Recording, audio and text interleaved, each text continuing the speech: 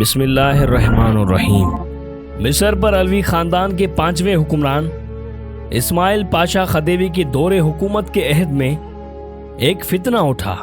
ہر کس و ناکس کے منہ میں ایک ہی سوال ہوتا تھا، جنت میں یہودی جائیں گے، عیسائی جائیں گے یا مسلمان جائیں گے؟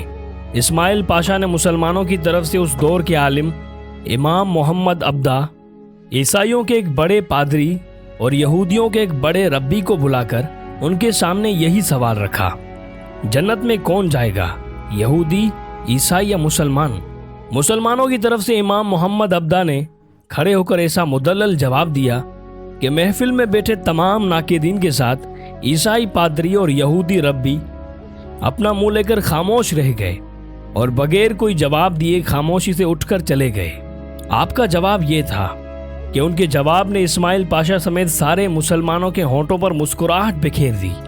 اور یہ باب ہمیشہ کے لیے بند ہو گیا۔ آپ نے کہا، اگر یہودی جنت میں جاتے تو ہم بھی ان کے ساتھ جنت میں جائیں گے، کیونکہ ہم ان کے نبی حضرت موسیٰ علیہ السلام پر ایمان رکھتے ہیں، اور اگر عیسائی جنت میں گئے تو ہم بھی ان کے ساتھ ہی جنت میں جائیں گے، کیونکہ ہم ان کے نبی حضرت عیسیٰ علیہ السلام پر بھی ایمان رکھتے ہیں۔ لیکن اگر مسلمان جنت میں گئے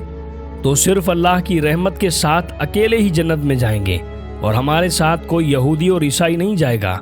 کیونکہ انہوں نے ہمارے نبی حضرت محمد صلی اللہ علیہ وآلہ وسلم کو نہیں مانا